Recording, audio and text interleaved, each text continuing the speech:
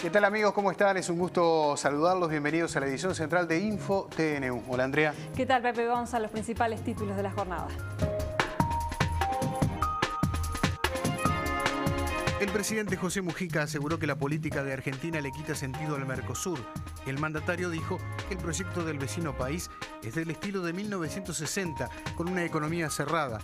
Mujica señaló que no comprende que el bloqueo comercial sea para los propios países del Mercosur. En Brasil, al menos 3 obreros que trabajaban en el estadio Arena Corinthians en San Pablo murieron al derrumbarse parte de una estructura metálica mientras se realizaban obras para preparar el estadio que será escenario del partido inaugural del Mundial del 2014.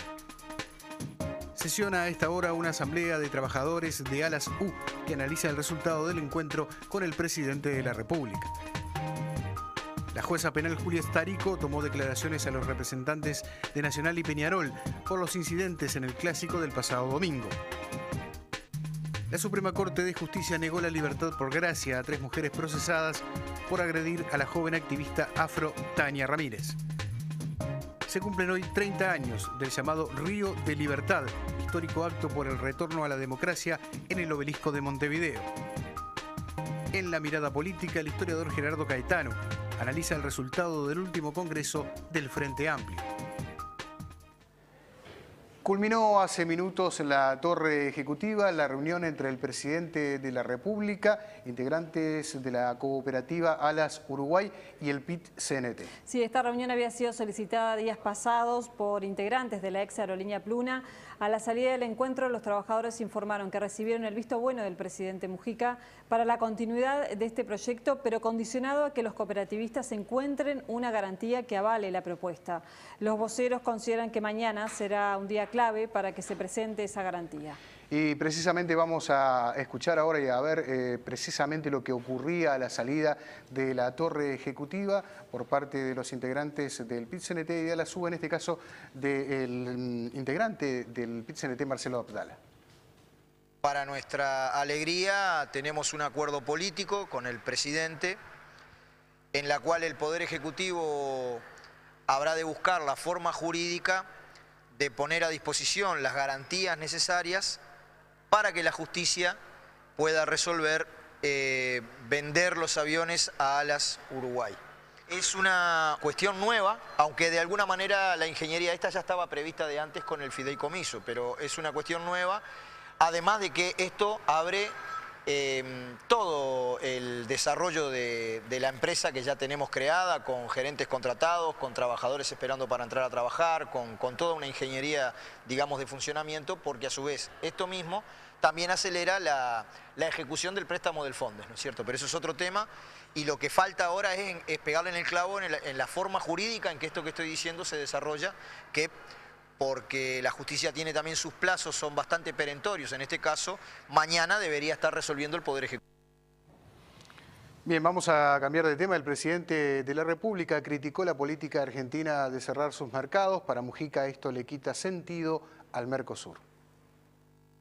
Le preguntaron a Mujica sobre la resistencia de Venezuela, Bolivia, Ecuador y Argentina al Mercosur. A lo que respondió: entendemos la resistencia, pero creemos en la diversidad. Tenemos que ser interdependientes para ser lo más independiente posible. Y le repreguntan: ¿esa resistencia de Argentina es motivado por algunos desentendimientos?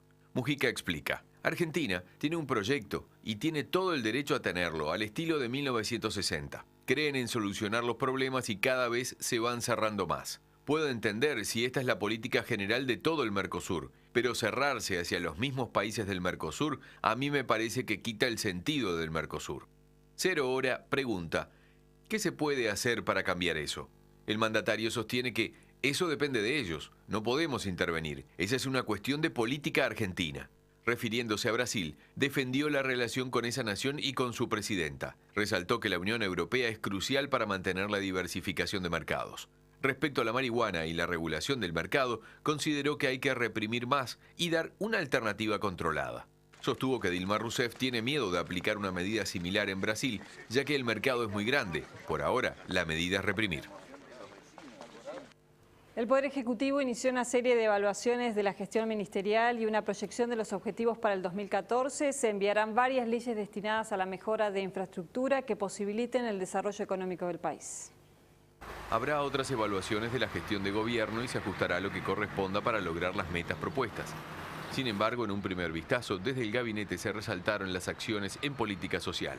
Llegamos a un gobierno con entre el 1,5% y 1,8% de indigencia, sigue siendo muy alto. Hoy está por debajo del 0,6% y estamos dispuestos a llegar a un número más cercano a lo que es la erradicación estadística, que es el 0,2%, 0,3%. Avanzan también las negociaciones por el puerto de Aguas Profundas con Brasil. Es una muy buena noticia que de la presidencia de Brasil se ha dado instrucciones muy claves de que ya se está trabajando para tener un proyecto conjunto. Dos de los principales operadores portuarios de Montevideo piden al gobierno que firme con Argentina un convenio de reserva de carga para evitar las medidas tomadas por el puerto de Buenos Aires que perjudican la operativa nacional. Ese dato se está evaluando en el gobierno, se está discutiendo este tema, también se está discutiendo con el gobierno argentino. Me parece que sería, yo diría, apresurado y no hay que precipitarse en tomar decisiones que implican cambios de definiciones estratégicas que ha tomado el país. Hay que evaluar no solamente el impacto que está teniendo en una primera instancia, sino las posibilidades y las distintas posibilidades que se están planteando para ir resolviendo este problema. Se anunció el comienzo de obras para la regasificadora. En los próximos días estarán iniciándose las primeras obras de movimiento de tierra para la regasificadora, son unas obras claves de este periodo de gobierno y que han sido centrales, que han sido muy comunicadas a todos ustedes, pero que implica un cambio enorme en la matriz energética en Uruguay. Además, el gobierno enviará una ley al Poder Legislativo para iniciar el regreso de los efectivos uruguayos de Haití. Mujica resaltó que pese al año electoral, se trabajará hasta el último momento. Seguimos en el Consejo de Ministros de hoy, donde se anunció que en las próximas horas el ministro del Interior, Eduardo Bonomi, va a brindar una conferencia de prensa con todos los detalles de lo ocurrido antes, durante y después del partido clásico del pasado domingo. Los incidentes en el clásico entre Peñarol y Nacional también fueron objeto de análisis en el gabinete. El señor ministro va a hacer una conferencia de prensa donde va a transmitir, y yo creo que es lo que corresponde, con lujo de detalles, el trabajo previo que se realizó, los distintos tipos de decisiones que se tomaron y cuáles fueron los fundamentos de las mismas. Habrá que aguardar la conferencia del ministro Bonomi o datos judiciales para conocer detalles de lo ocurrido en los incidentes del domingo pasado. Sobre este asunto les indicamos que la justicia hoy procesó a 2 hinchas de Nacional, que hay otros hinchas de Nacional y Peñarol que deberán volver mañana ante la justicia. Lo vamos a ver en un ratito esta información. Mientras tanto les decimos que a través de la Universidad de la República el plan Ceibal se comenzó a aplicar en la cárcel de mujeres. En una propuesta atractiva que estimula al estudiante y otorga igualdad de condiciones para toda la población, el Grupo Flor de Seibo llevó el plan Ceibal a los cursos que se dictan en la cárcel de mujeres. Las actividades educativas en general es uno de los pilares de la reforma penitenciaria, junto con laboral y con deportes. Cualitativamente es un cambio importante porque bueno, tiende todo a pensarse para la vida en libertad. Flor de Seibo es un proyecto de la Universidad de la República en apoyo al plan Ceibal. Desde el 2008 comenzó a trabajar en contexto de encierro y desde este año lo hace en la cárcel de mujeres. El desafío comenzó por las clases de biología y los talleres de joyería. Una parte de alfabetización digital, que es lo que se busca con plan Ceibal, y otra parte generar un vínculo también que ellas les permita ganar en su estima, en su confianza para otro desempeño. El acceso a las redes sociales les está prohibido a las reclusas. Solamente tienen acceso a la computadora en el horario de clase y bajo la supervisión del docente. Nuestra experiencia es que el interés en qué páginas navegar es el mismo que tenemos todos. Una parte que es buscar información y es lo que hacen en las clases, otra parte de recreación, que puede ser de buscar videos, otra parte de conectarse. Uno de los desafíos más importantes es lograr una asistencia continua a los cursos, ya que los problemas en contexto de encierro tienen otra dimensión en el ánimo de las reclusas. Las problemáticas familiares a veces se potencian estando uno privado de libertad porque no tiene la capacidad de acción, ¿no? Entonces, eso dificulta. De las 400 reclusas que se encuentran internadas en este centro, casi la mitad toman clases a diario de enseñanza formal, ya sea primaria o secundaria, así como también diversos talleres. Lo que incluimos en lo no formal es fábricas de cultura, PAS, que es un programa del MEC que se llama Programa de Aprender Siempre. También tenemos joyería, cerámica, teatro del oprimido, talleres de fotografía, cursos de panadería, que bueno, esto está por dentro de UTU. Según cifras existentes, hay aproximadamente unos 2.000 estudiantes de primaria y secundaria que se encuentran privados de libertad. La Cámara de Senadores votará el próximo 10 de diciembre la ley sobre control y regulación de la marihuana y sus derivados. Este martes la Comisión de Salud del Senado aprobó la iniciativa con los votos del Frente Amplio y no tuvo modificaciones respecto a la versión que llegó desde la Cámara de Diputados. La iniciativa prevé 3 formas de acceder al cannabis: el autocultivo personal, con un límite de 6 plantas, el cultivo en clubes de membresía, con entre 15 y 45 socios y un número de plantas proporcional, y el acceso a través del expendio en farmacias, con un tope de 40 gramos mensuales por usuario. Los consumidores deberán ser mayores de 18 años, residentes en el país y estar registrados en un banco de datos. El proyecto es cuestionado en diversos ámbitos. Los legisladores de la oposición consideran que la regulación de la marihuana ampliará el mercado y no contribuirá a la desaparición del narcotráfico. En tanto, la Asociación de Química y Farmacia del Uruguay rechaza que los establecimientos farmacéuticos sean utilizados para vender la sustancia. A todo esto, Raymond Jans, presidente de la Junta Internacional de Fiscalización de Estupefacientes, organismo que forma parte de Naciones Unidas, advirtió que la iniciativa violaría determinadas normativas incluidas en una convención de la cual Uruguay es parte. La Suprema Corte de Justicia negó ayer la libertad por gracia a las 3 mujeres procesadas por agredir a Tania Ramírez, activista afro y funcionaria del MIDES, a la salida de la discoteca Azabache. Las 3 ya han cumplido 10 meses de prisión, según informa el diario El País. El juez Eduardo Fernández Lequini había procesado con prisión a las 3 mujeres por lesiones graves intencionales a raíz de la golpiza a Tania Ramírez el 14 de diciembre de 2012. Bien, y tal cual lo habíamos anunciado antes, 2 hinchas de Nacional, recordamos, fueron procesados por episodios de violencia registrados antes del partido clásico. En tanto, hoy representantes de Nacional y de Peñarol declararon ante la jueza penal, Julia Estarico. Dirigentes de Peñarol y del Club Nacional de Fútbol declararon en calidad de testigos ante la jueza Julia Estarico por los incidentes que se produjeron en el partido clásico del fin de semana. El segundo vicepresidente de Nacional, Luis Fernández, explicó cómo trabajó Nacional de cara al partido. ¿Qué medidas había tomado el club para evitar los sucesos? Es decir, el cordón humano que ustedes pudieran apreciar en la Olímpica era todo personal contratado por el Club Nacional. Fernández se refirió a la relación que tiene el club con los hinchas. Los representantes, digamos, de las barras, tanto en el Club Nacional de Fútbol, están en conocimiento la gente de seguridad, tienen sus nombres, sus teléfonos y entre ellos se hablan y se reúnen para tomar unas medidas para los partidos. Desde Nacional están dispuestos a colaborar, aunque aseguran no ser responsable de estos hechos. Clubes estamos para colaborar con el gobierno y es el gobierno quien tiene que tomar las medidas para que esta cosa no suceda. Por su parte, Alejandro Balbi, abogado de Nacional, aseguró que hinchas de este cuadro también fueron indagados. Identificado por policías porque son situaciones menores que se dieron, que quizás que pasaron desapercibidas porque fueron durante el transcurso del partido de tercera división.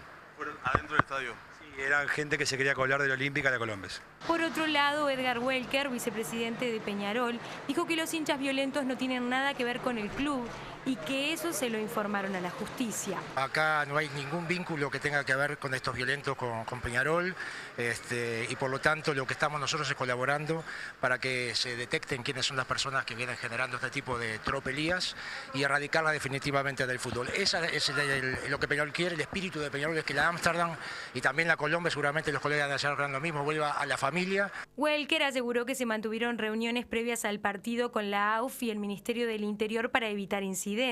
Desde Peñarol concluyeron que el club cumplió con su parte. Peñarol se comprometió a un vallado urbano y lo cumplió, delimitando la zona de exclusión, por decirlo de alguna manera, entre Ámsterdam y Olímpica, y eso fue cumplido por Peñarol. Hinchas de Peñarol declararon también en el juzgado de Misiones en calidad de indagados como presuntos participantes de los destrozos de la tribuna Ámsterdam este martes. En otros asuntos, les decimos que tras regresar de Finlandia, el senador Jorge Larrañaga envió una carta al presidente José Mujica para comunicarle el interés del gobierno finlandés de explorar la posibilidad de firmar un convenio de cooperación en materia educativa. En la misiva, el legislador nacionalista explicó al mandatario que tras reunirse con diversas autoridades de educación de Finlandia y relaciones exteriores, surgió la posibilidad de firmar un convenio que beneficiaría al país. De la misma manera que Finlandia tiene con Chile, Perú y Brasil, creo. Entonces, a nosotros nos parece un avance. Nos parece un avance porque un convenio de cooperación entre Finlandia y Uruguay en materia de educación puede servir para la formación docente. No hay que olvidar que un docente en Finlandia tiene tal valoración social equivalente a exitosos abogados o médicos o profesionales.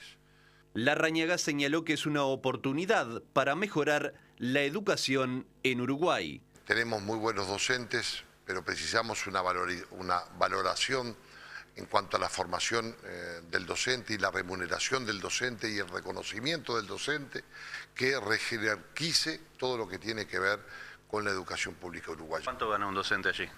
Un docente con grado catedrático está en el entorno de los 6.000 euros. El líder de Alianza Nacional explicó cómo Finlandia es líder en el mundo en materia educativa. En Finlandia hay una política nacional educativa, que hay gran acuerdo sobre que la educación es el formidable instrumento para superarse en términos de sociedad. Es un sistema profesional, descentralizado, con participación de los gobiernos municipales. El expresidente Tabaré Vázquez, que está realizando una gira por distintos puntos del país, aseguró que de acceder nuevamente al gobierno aplicará la política económica que el Frente Amplio determinó en su Congreso. En otro orden, reiteró el apoyo del gobierno en torno al manejo de la situación de la ex Pluna. Estoy de acuerdo con lo que está haciendo el gobierno. En el futuro no le sé decir porque no soy futurólogo. No tengo una bola de cristal para adivinar el futuro. No sé, cuando tenga la realidad, si es que primero llegamos al gobierno y segundo, si este tema está planteado dentro de 2 años, bueno, en el momento se verá. Yo no puedo aventurar una opinión en este momento. ¿Cómo se manejó ahora? Estoy de acuerdo con el gobierno nacional en el manejo de este tema. Vázquez recorre el país, dijo, para agradecer el apoyo obtenido en el Congreso del Frente Amplio y escuchar propuestas. A la hora de valorar los resultados del encuentro con las bases el pasado domingo, reivindicó la multiplicidad de opciones a la hora de hablar de candidaturas. Yo siempre fui partidario de múltiples candidaturas dentro del Frente Amplio, no lo digo ahora, hace 10, 15, 20 años atrás, y soy partidario que los candidatos o precandidatos tengan igualdad de oportunidades en el desarrollo de la campaña electoral. El expresidente expresó que la política económica que llevará adelante si accede nuevamente a la presidencia es la que determina el Frente Amplio y que se caracteriza por ajustarse a las circunstancias, por lo que rechaza que se hable de un modelo. Hay una política definida del Frente Amplio, no un modelo, sino un proyecto que no es de nadie, sino del Frente Amplio, que se va a seguir desarrollando en el tiempo como se viene desarrollando hasta ahora. ¿Qué es el modelo económico actual? No hay modelo económico. Es un proyecto político, económico, que se desarrolla en el tiempo como se viene desarrollando hasta ahora, que da confianza, tranquilidad al inversor y a toda la ciudadanía de que se actúa con seriedad y con responsabilidad. O sea, la línea económica la mantendría. Es lo que dice el programa. El tiempo cambia, las cosas evolucionan y una rigidez en el pensamiento puede ser una debilidad. Hoy se cumplen 30 años del histórico acto del Obelisco cuando bajo el lema por un Uruguay democrático sin exclusiones, todos los partidos políticos se unieron contra la dictadura militar. La proclama fue leída por el actor Alberto Candó ante una multitud. A esta hora en el Obelisco la Asociación Civil Memoria de la Resistencia inaugura una marca que recuerda ese día. En ese acto está participando el presidente de la República. En tanto, en minutos, en la mirada política, Gerardo Caetano va a analizar la importancia de aquel día. provisional de la elección. Y nos vamos a otros temas. En Colón, en la República Argentina, se reunió el Comité de Hidrovía y se trataron allí varios temas relacionados a la integración, concretamente como el dragado del río Uruguay, la dinamización de los trámites en los pasos de frontera y también la complementación de las universidades fronterizas. El Comité de la Hidrovía funciona desde hace 3 años y está integrado por las intendencias litoraleñas uruguayas desde Artigas a Colonia y por las municipalidades del litoral entrerriano de la República Argentina. Esta fue la última reunión del año y uno de los temas fue conocer avances sobre el dragado del río Uruguay, para lo cual se contó con la presencia de delegados de CARU. Nosotros cumplimos con nuestra parte, que fue hacer un llamado de licitación para la factibilidad, el estudio técnico, ambiental y económico. Ese proyecto fue elevado a ambas cancillerías, es decir, que está en manos del Estado la resolución de en qué momento se va a hacer la licitación. Si la licitación la va a hacer CARU, que nosotros consideramos que sería lo más pertinente, porque estamos directamente involucrados en el tema, o la van a hacer los estados. Otro de los temas que preocupa a los intendentes de la región son las demoras que se registran en los pasos de frontera de los puentes internacionales. Se han realizado planteos en diferentes órbitas sobre estos temas, pero dicen que no ha habido avances. Y eso es un tema desesperante, realmente, porque es irracional de donde lo mire. Entre Ríos, como te decía, te voy a hablar de lo que conozco. El intendente de Colón siempre vende Paysandú por la gastronomía. Vos imagínate que tenés 2 o 3 horas para pasar de ida, 2 o 3 horas para pasar de vuelta, te desanima a cualquiera. Y no podemos estar en el siglo XXI con todas esas cosas. Se solicitará reuniones con los cancilleres de ambos países para avanzar en estos temas. Y si no avanzamos, yo creo que de más está que funcione este tipo de organismos, porque es una pérdida de tiempo si no logramos ningún resultado positivo. Y yo, para seguir perdiendo el tiempo, no estoy para dedicarle más tiempo justamente a mi departamento. También se abordó la necesidad de plantear complementariedad a nivel de las universidades de la región y realizar carreras binacionales, como ya funciona, por ejemplo, la de obstetricia. Desde Colón, Entre Ríos, Julio Correa, InfoTNU.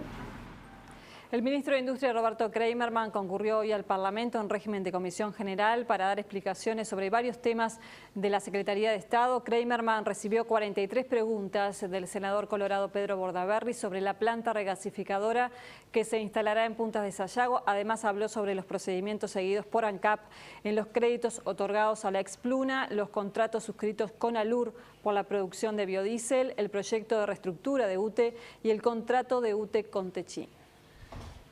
El fiscal del crimen organizado, Juan Gómez, pedirá en los próximos días a la jueza penal Adriana de los Santos, según conoció InfoTNU, que se clausuren las acusaciones en torno a la investigación del banco canadiense RBC. La justicia del crimen organizado archivará en los próximos días la causa del banco RBC, según pudo conocer InfoTNU. Esta decisión de no proceder a cooperar con la justicia argentina fue luego que la Cámara Federal de la Justicia de ese país clausurara la investigación que llevaba adelante el juez argentino Norberto Ollarvide, quien fuera apartado de la causa. Esta clausura de la indagatoria fue porque no se presumió delito de lavado de pases de jugadores de fútbol, causa por la cual se realizó un allanamiento en las oficinas en Montevideo del Banco Canadiense, que luego del episodio anunció su retiro de plaza. El presidente del Banco Central, Mario Vergara, había opinado en ese momento que la decisión de la justicia del crimen organizado había sido por lo menos apresurada. También afirmó que el retiro del RBC, dedicado a la banca offshore, es decir, captación de ahorros de extranjeros, no afectó a la plaza uruguaya. Ahora la justicia devolverá al banco el material incautado en el allanamiento. La Intendencia de Rocha estima que la temporada turística en el departamento tendrá un nivel similar a la del año pasado, cuando se recibieron casi 200.000 turistas. Ante el inminente comienzo de la temporada turística en el este del país, la Intendencia de Rocha dice tener todo pronto para recibir a los visitantes que buscan sol y playa. El titular de la comuna rochense, Artigas Barrios, prevé que la temporada será similar a la del año anterior. El año pasado estuvimos entre argentinos y uruguayos cerca de los 200.000, 180 y pico. Suponemos que va a estar en un nivel similar. Y el nivel de reserva actual, no puedo dar un porcentaje exacto, pero los operadores están tranquilos, dicen que es satisfactorio. Es decir, no hay alarma entre los operadores, ese es un buen índice. Según Barrios, los operadores turísticos de Rocha están tranquilos porque saben que la gran mayoría de las personas que vacacionan en ese departamento son uruguayos. Cerca del 65% de los turistas que llegan a Rocha son uruguayos. En Uruguay la situación económica se mantiene o ha mejorado inclusive el nivel de ingresos y el turismo está vinculado a eso sin ninguna duda, a los ingresos que la gente tiene. Después tenemos alrededor de un 30%, 30 y algo, de argentinos, eso tiene un poco más de incertidumbre, pero me parece que si a esta altura no se han tomado medidas en la Argentina que agraven la situación con respecto a la temporada pasada, tampoco tenemos que esperar una cosa muy fuerte. Barrios señaló que para captar al turista argentino se incentivó a los comerciantes y a las inmobiliarias a que habiliten el pago con tarjetas de crédito. Una importante delegación de empresarios japoneses visitará nuestro país en el mes de diciembre, interesados en invertir precisamente en Uruguay. Así lo anunció el embajador de Japón en nuestro país este miércoles en el marco de la celebración de los 80 años del emperador Akihito. El diplomático japonés aseguró que el escenario comercial y empresarial entre ambos países está mejorando y se han incrementado las inversiones, dado el valor que ven en Uruguay como polo logístico. En Uruguay es un centro logístico, centro de distribución de mercadería y muy buen ubicado para hacer negocio, para hacer inversiones. Entonces está a principios de diciembre va a visitar a Uruguay una misión empresarial de 14 empresas japonesas, 22 empresarios a Uruguay para hacer intercambio empresarios uruguayos, el gobierno y de nosotros. Entonces es algo simbólico, movimiento simbólico de muchas empresarios japoneses ya tienen interés en Uruguay. Sobre todo, ¿en qué rubros serían los que están interesados en venir o, por ejemplo, en esa misión que va a venir? Sobre todo, ya tenemos aquí manufacturar, autopartes y plásticos, el área de químico, también energía y de infraestructura. El intercambio comercial entre Latinoamérica y China se multiplicó por 21 en los últimos 12 años, según datos divulgados en la 7ª Cumbre Empresarial China-América Latina. El comercio entre ambas alcanzó los 250.000 millones de dólares en 2012. El dato económico lo aporta el Instituto Uruguay 21. Vemos ahora la cotización de las principales monedas. La cotización de la moneda es una presentación del Banco República, el banco del año. Sin variantes el precio del dólar, que en la compra cerró a 20.90 y en la venta 21.45. El dólar interbancario billete bajó a 21.188. Bajó también el peso argentino, 1.75, 2.75. Se mantuvo el real, 8.30, 9.80 y subió el euro billete, 28.20 en la compra, 29.30 en la venta. La unidad indexada al alza, 2.7315.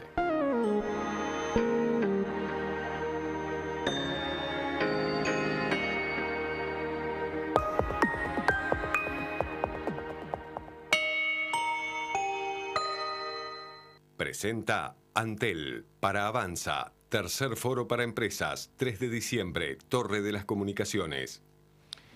El Senado italiano expulsó hoy a Silvio Berlusconi del Parlamento tras su condena por fraude fiscal, lo que generó una desafiante respuesta del líder de centro-derecha que prometió seguir liderando su partido y luchar desde afuera de la Cámara.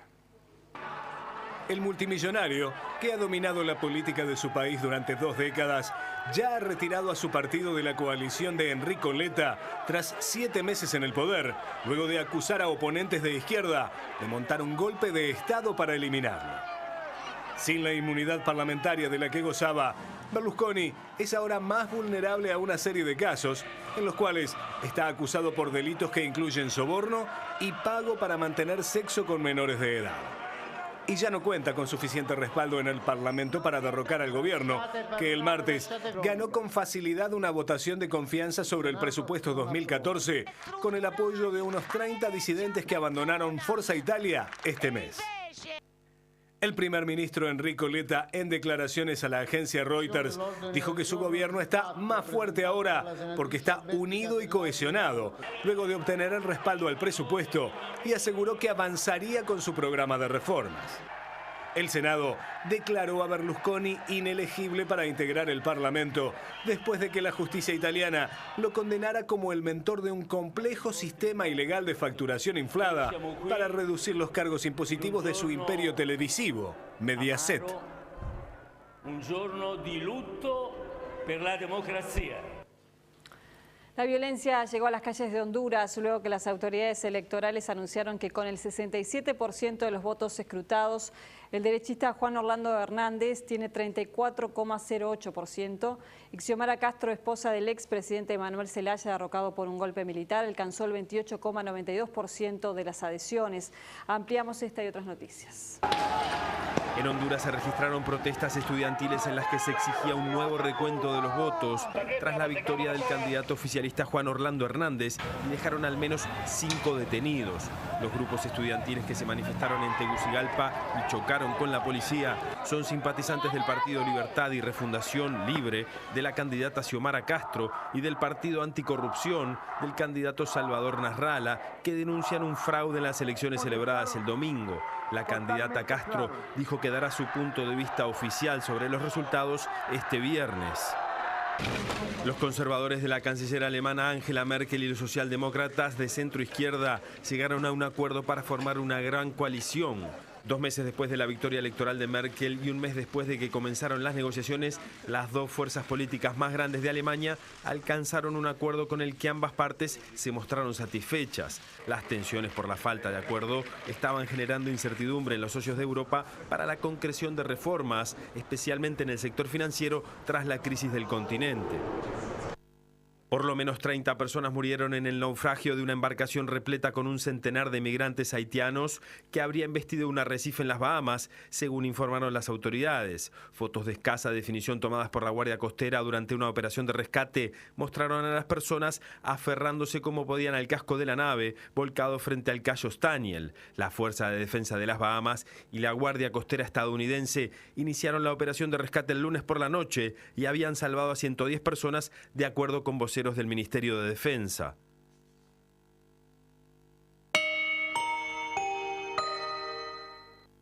Buenas noches para todos, ¿cómo están?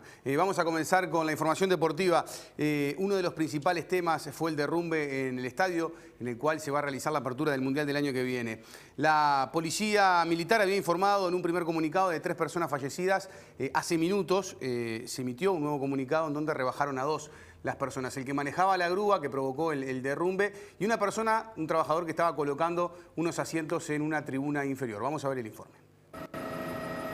Una grúa cayó sobre el techo del sector este del Arena Corinthians en Sao Paulo, estadio conocido como Itaquerao, el nuevo estadio para el Corinthians.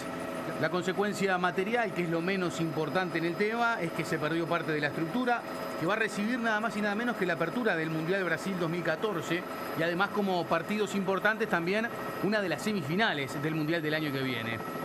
Según los obreros, la grúa cayó sobre el panel de LED en la obra. 4 patrullas del cuerpo de bomberos fueron a trabajar en la zona, un helicóptero de la policía militar. La grúa golpeó directamente una parte del techo del estadio, lo que provocó su derrumbe y afectó a las gradas situadas abajo. Los bomberos detallaron que la parte de la cubierta que se desmoronó tenía una longitud de cerca de 15 metros. El nuevo Arena de Sao Paulo, nuevo estadio del Corinthians, tenía prevista su inauguración oficial para el próximo 15 de enero. Habían invitado a Boca de Argentina para el partido de apertura, un estadio que estaba a punto de terminarse.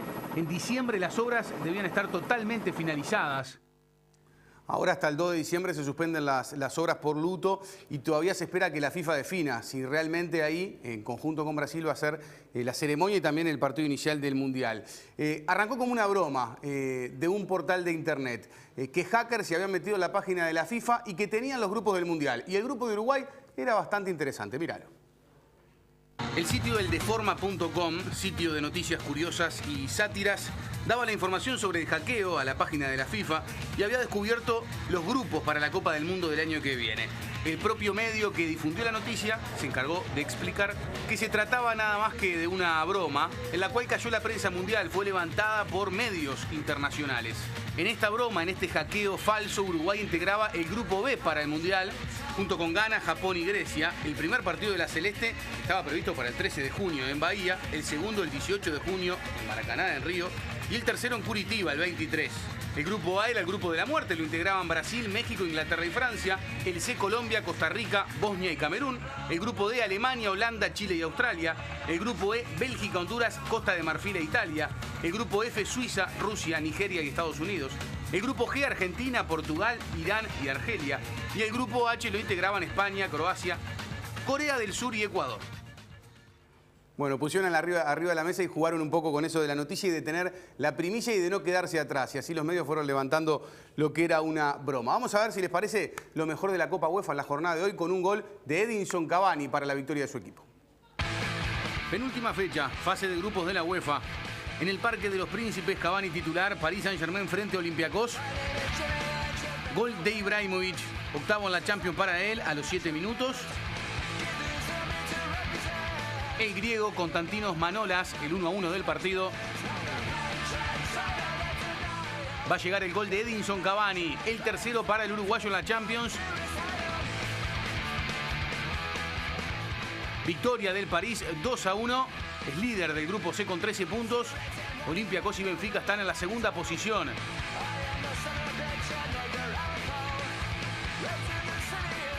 Benfica de visitante en Bruselas le ganó 3-2 al Anderlecht. Maxi Pereira fue titular. El del Congo, Memba, el primero del partido para el Anderlecht. Matic, el serbio, empataba el partido el 1-1. Gol de Nico Gaitán, el argentino para Benfica, el 2-1. No lo quería perder el Anderlecht. De local lo empata, pero aparece Rodrigo Moreno Machado, el español, para darle la victoria al equipo del Maxi Pereira. En Italia, Juventus le ganó a Copenhague 3-1. Mano, penal y gol del chileno Arturo Vidal. Melven pone el 1-1. Empata para el Copenhague. Otro penal, otra ventaja y otro gol de Vidal para la Juventus. El pelado Cáceres fue titular en el equipo de Conte. Centro de Pogba, cabezazo de Vidal y victoria del equipo italiano 3-1. Juventus es segunda del grupo B que lidera el Real Madrid, que hoy venció y goleó a Galatasaray. Sin Cristiano Ronaldo, pero con Gareth Bale, que anotaba el primero.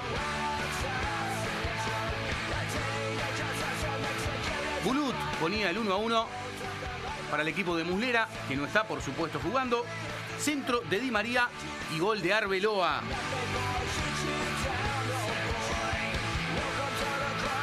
Este es el tercero del Real Madrid, este es el gol del argentino Di María. Ahora llega Isco para generar la jugada y darle la victoria al Real Madrid 4-1.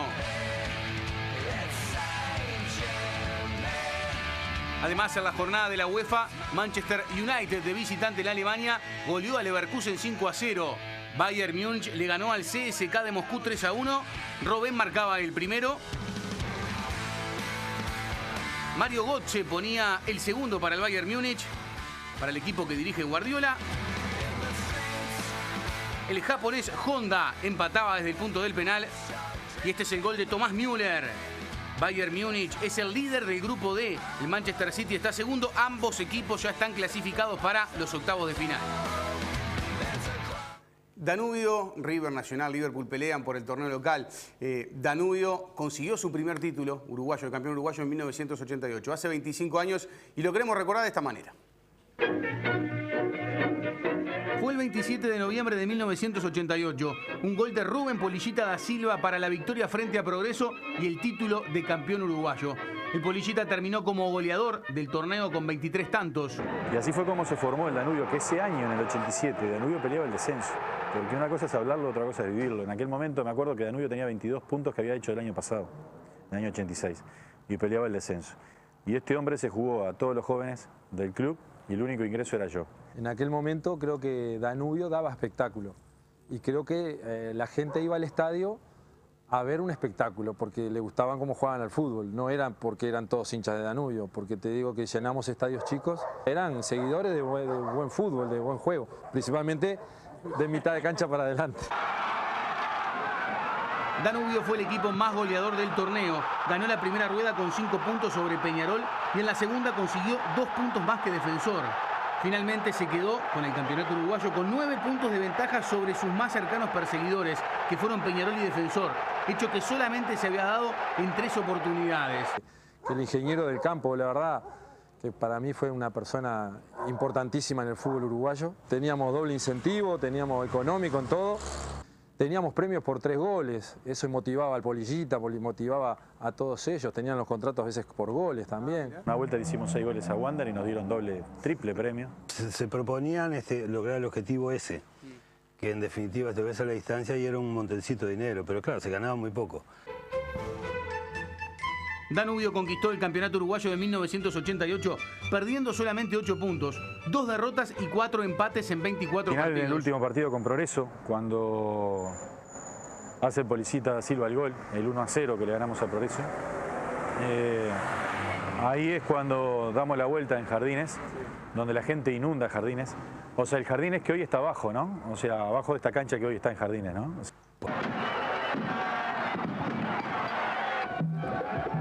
Futbolistas que integraban aquel plantel, el Pompa Borges, Fernando Canapquis, Edinson Suárez, Javier Segoli, Gustavo El Rata Dalto, Eber Moas, el Pecho Daniel Sánchez, Rubén Pereira, entre otros.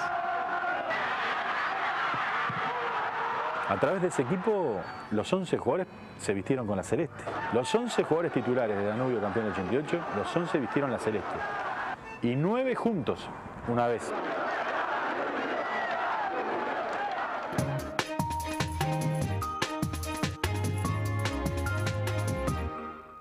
Ciudadanos, los partidos políticos uruguayos, todos los partidos políticos, sin exclusión alguna, han convocado hoy al pueblo a celebrar la fecha tradicional de la elección de sus gobernantes y a proclamar su decisión irrevocable de volver a ejercer su derecho al sufragio de aquí a un año, el último domingo de noviembre de 1984.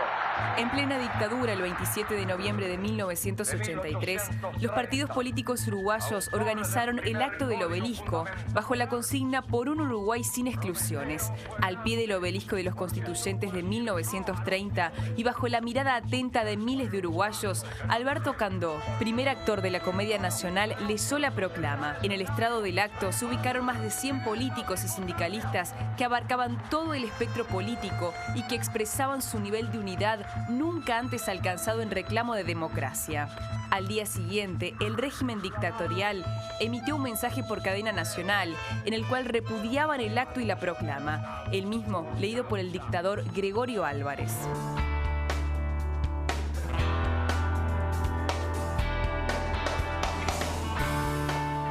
Muy buenas noches y ya le damos la bienvenida al historiador Gerardo Caetano y por este tema empezamos. Un día y un momento clave en la vida del país, en la vida de la democracia, 27 de noviembre de 1983, Gerardo. Sin duda, estamos viviendo conmemoraciones, las vamos a vivir este año, las vamos a vivir el próximo año, que refieren 30 años, ya más de una generación, del fin de la dictadura y de la reconstrucción democrática. Y esta conmemoración, la conmemoración del acto político más importante de la historia del país, el acto del obelisco del 27 de noviembre de 1983, es un recuerdo especial, por varios motivos. Primero, porque este acto del obelisco culminaba lo que fue el gran año de las movilizaciones, el año de la radicalización, en el mejor de los sentidos, de la lucha contra la dictadura. El lema del acto, recordemos, aquel estrado, 124 personas que representaban a los partidos políticos y a los movimientos sociales, 2 sillas vacías, una para Líber Seregni, que estaba preso, y otra para Wilson Ferreira, que estaba en el exilio. exiliado. Allí el lema lo decía todo: por un Uruguay democrático y sin exclusiones. ¿Qué quería decir sin exclusiones en ese momento? Bueno, quería decir la clave de la negociación con los militares, que las elecciones del año 84 fueran elecciones sin candidatos ni partidos proscriptos, algo que finalmente no ocurriría. Aquel acto, que fue un acto masivo, aquel Río de Libertad que dejó para siempre Pepe Plá, con su foto maravillosa. Sí, ese inicio nosotros obviamente compartíamos con ustedes apenas un fragmento muy pequeño de lo que fue la oratoria de Alberto Candó. Hoy en internet pueden encontrar el discurso completo. Nosotros compartimos ese inicio donde precisamente habla de eso, ¿no? De aquí a un año va a haber elecciones que queremos que sea sin excluidos, ¿no? Y el protagonismo de Candó. Sí. Candó, que era un actor perfectamente elegido, absolutamente extraordinario, fue el actor para ese acto, perfectamente elegido. ¿Por qué? Porque Candó impostó, entre comillas, la voz de Artigas. ¿Cómo decir esto si nunca nadie ha escuchado la voz de Artigas? Es que en nuestra imaginación, bueno, hay ciertas ideas de cómo debía hablar Artigas, que por supuesto debía hablar de manera muy distinta, pero la imaginación crea realidad. Y para todos, Artigas era esa voz que Candó establecía. Son ese tipo de discursos que si uno los lee no termina de captarlos. Un historiador que quiera registrar en profundidad ese discurso lo tiene que escuchar. Primero por la voz de Candó, era un Artigas redivivo, sus énfasis, la búsqueda de involucramiento con la multitud, las repeticiones, los tonos de la voz, un discurso perfecto, absolutamente perfecto, en donde la participación del orador está directamente involucrada con la gran participación de la gente. La gente vibró, la gente participó, la gente aplaudió, la gente interrumpió. Es un discurso a dos voces. Candó, que era Artigas redivivo desde el fondo de la historia, marcando, bueno, la reconstrucción de un Uruguay democrático y sin exclusiones, reconstruyendo la utopía eterna del Uruguay, la democracia sin exclusiones, y la gente que, bueno, volvía a participar desde su voz, desde su grito, desde su aplauso, desde sus pancartas. Ese día se desproscribió en la calle el Frente Amplio. Ese día el Frente Amplio, que estaba proscripto, y los partidos del Frente Amplio que estaban proscriptos salieron con sus banderas. Y el discurso, además de la fuerza de Candó, que siempre dijeron que la reacción muy dura de los militares, en particular del presidente, del dictador de entonces, Gregorio Álvarez, era que salió a responder, ¿no? Que salió a responder y que habló del cambalache. Era con el contenido del discurso, pero era sobre todo con el tono del discurso. Sin embargo, contenido y tono estaban juntos. Porque el contenido del discurso, recordemos, surge de una reunión de multipartidaria en donde se estableció que Gonzalo Aguirre y el doctor Tarigo serían quienes hicieran el borrador. Y ahí estaba Pibel Devoto, que de esto sabía. Y enseguida lo que le dijo a Gonzalo Aguirre fue: escriba un borrador. Entonces, a la próxima reunión en donde se definía el discurso, el contenido del discurso, Gonzalo Aguirre vino con el borrador, mientras que Tarigo vino con anotaciones. Entonces todos dijeron, bueno, hay un borrador. Gonzalo Aguirre lo leyó, terminó la lectura y el doctor Cardoso, que iba en representación del Partido Socialista, se adelantó y dijo: lo único que falta son los aplausos. Y ahí el borrador fue la base. Tarigo le agregó algunos comentarios, pero el tono del discurso fue un tono radical. Fue un tono radical en la perspectiva de reconstruir un Uruguay democrático, lo que significaba la desproscripción absoluta de partidos y de candidatos. Luego vendría el año 84, en donde la transición tomó otro camino y tuvimos elecciones con partidos y personas, candidatos fundamentales proscriptos. Gerardo, cambiamos de tema y vamos a la actualidad y vamos a una de las noticias políticas más destacadas de esta semana, que fue el plenario del Frente Amplio del fin de semana. El Congreso del Frente Amplio del fin de semana, fundamentalmente todo lo que ocurrió el día domingo con las precandidaturas, no menos también con lo que fue el sábado el trabajo en las comisiones. Vamos al siguiente informe. El Congreso del Frente Amplio aprobó las candidaturas del expresidente Tabaré Vázquez y de la senadora Constanza Moreira, que competirán en la elección interna del próximo 1 de junio de 2014. El máximo organismo de la coalición de izquierdas sesionó durante todo el fin de semana y aprobó el programa de gobierno de cara a la elección de octubre de 2014. En la declaración final hubo un repaso de lo que consideraron logros de la administración frente amplista desde 2005 a la fecha. Recuerdan cómo estaba el país cuando el Frente Amplio llegó al gobierno. Destacó el Plan Ceibal, las reformas educativas y de la salud, los programas sociales y que por primera vez se ingresó en los batallones en busca de los uruguayos desaparecidos y se encarceló a los principales responsables de los crímenes de lesa humanidad, entre otros aspectos.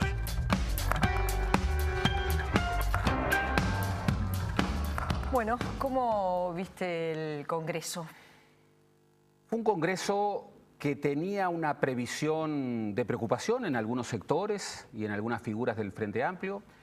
Recordemos que el plenario, que tiene una integración diferente, en donde los sectores tienen más peso, había elaborado un soporte, un borrador que suponía básicamente el acuerdo de los sectores. Pero entre el plenario y el Congreso, y recordemos que el Congreso tiene una amplia mayoría de representantes de las bases. ¿Qué son las bases? Bueno, es ese círculo militante de 10, 15 mil militantes frente amplistas que en el Congreso, un organismo importantísimo en el organigrama del Frente Amplio, define los candidatos y define el programa, tienen un peso muy marcado, y es un peso que no es un peso de Frente Amplistas independientes, es un peso que carga en la representación de sectores, Partido Comunista, Movimiento de Participación Popular. Se temía que, bueno, el documento de los 8, que había planteado cuestionamientos al modelo económico, cambios en la política tributaria, compromisos con números en términos de inversión en el sector educativo. El grupo de los 8 integrado, no vamos a mencionar los 8, pero sí los principales, el MPP, el Partido Comunista, el grupo de Raúl Sendic, Compromiso ¿verdad? Frente Amplista. Bueno, el sábado la Comisión de Definiciones Económicas, de Programa Económico, bueno, amagó allí con una ruptura el retiro de los representantes del Frente Liber Serengui. Parecía como que se iban a romper los consensos, que es un poco la regla histórica del Frente Amplio. Finalmente las cosas volvieron a su cauce y salió un resultado a la medida de lo que históricamente ha sido el Frente Amplio. El Frente Amplio es una negociación permanente. El Frente Amplio es justamente hilvanar posiciones contrarias y buscar una solución de consenso. Se alude, se deja abierta la posibilidad de cambios en la política económica, mucho más que en el modelo económico. Se habla de modelo económico, el vicepresidente de la República ha dicho de que esto constituye un error. Yo creo que yo coincido.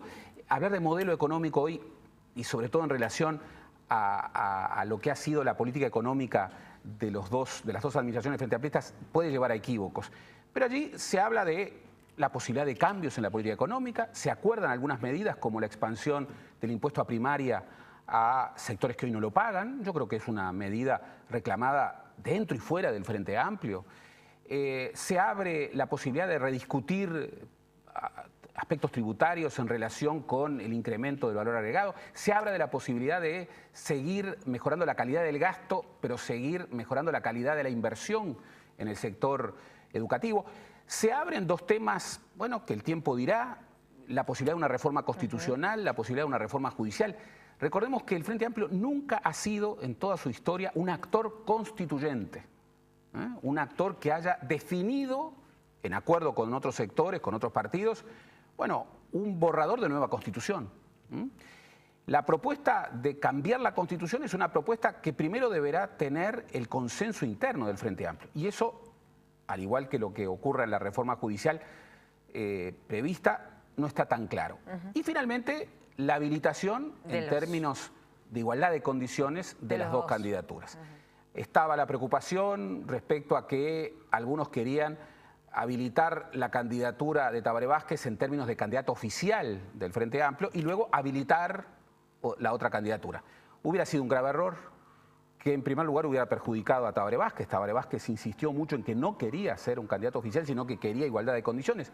Finalmente, con votaciones diferentes, pero se estableció una competencia en igualdad de condiciones, que es de alguna manera lo que corresponde. Entonces, un Congreso que no generó, digamos, los escenarios de preocupación previsibles y que termina con un consenso razonable. Un Congreso a la medida del Frente Amplio. Y bueno, y los precandidatos que ya por estas horas empezaron a salir al interior. En la jornada de ayer, Tabaré Vázquez estuvo en San José. Para el fin de semana, la senadora Constanza Moreira también se prepara para ir al interior y bueno, ya comenzó entonces. Una competencia asimétrica, donde hay un claro favorito, pero donde puede haber sorpresas, sobre todo en el margen de votación que reciba la candidatura alternativa de Constanza Moreira. Nadie duda de que Tabaré Vázquez va a ganar la interna. La gran pregunta es, bueno, ¿qué porcentaje de votos va a capturar la candidatura de Constanza Moreira? Y eso no es un hecho menor, es un hecho político que va a tener seguramente repercusiones en el nuevo mapa político del Frente Amplio de cara a las elecciones a la primera vuelta de octubre. Gracias, Gerardo. Nosotros los invitamos a seguir con más InfoTNU.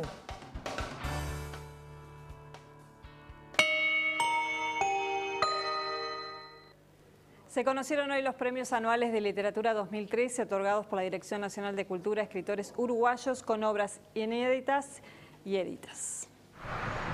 En el entorno del recuperado Museo Zorrilla se entregaron este miércoles los premios anuales de literatura 2013 a los que se presentaron 400 obras. En la categoría narrativa, el primer premio para una obra edita fue para Horacio García Berci, por El infinito es solo una forma de hablar, mientras que el segundo premio fue para Las arañas de Marte de Gustavo Espinosa. En la categoría de narrativa inédita, el primer premio fue para Rodolfo Santulo por la obra Matufia. En estos casos inéditos, los primeros premios reciben un apoyo económico para la publicación de la obra. En la categoría Obras en verso y poemas en prosa, el primer premio a obras éditas fue compartido por Enrique Bachi y Roberto Aprato por Aguas de Té Aroja y Lugar Perfecto, respectivamente. Mientras que en la categoría inéditos, el primer premio fue para Elvio Chitaro por Idealidad del Cántaro.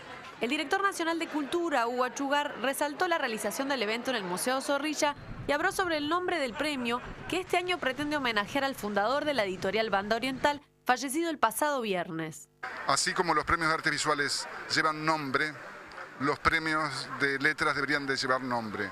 Lamentablemente no nos dieron los tiempos, pero el nombre que lleva, aun cuando no esté firmada la resolución, es el de Eber Raviolo, una figura ineludible en la historia de las letras de este país. El primer premio, tanto édito como inédito, de la categoría Literatura para Niños fue para Magdalena Helguera. Pero se entregaron casi 50 reconocimientos, incluyendo categorías académicas como filosofía, historia, divulgación científica u obras en ciencias sociales y jurídicas, así como teatro y ensayo literario. La lista de los ganadores puede verse completa en la web www.mec.gov.uy.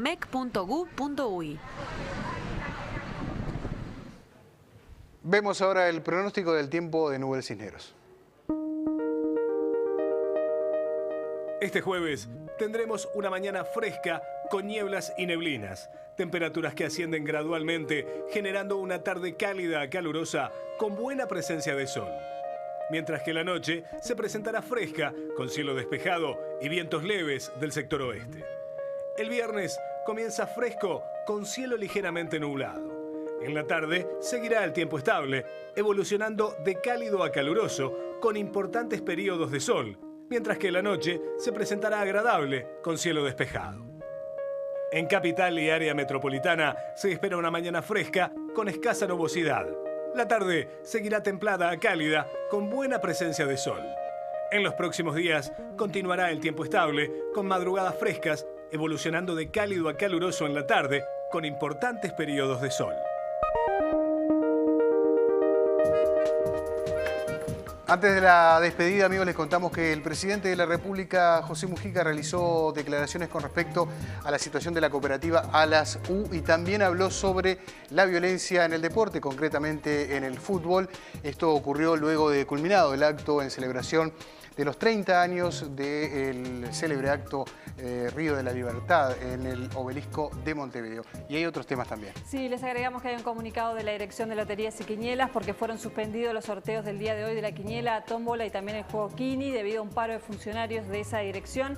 Las apuestas recepcionadas para estos juegos valen para el día de mañana, en tanto el sorteo del 5 de oro revancha que se prevía realizar hoy también fue trasladado para mañana. Bien, la palabra del presidente de la República la tendrán ustedes esta noche en la edición de cierre a la medianoche. Ya se viene la esposa ejemplar de nuestra parte. Hasta mañana. Hasta mañana.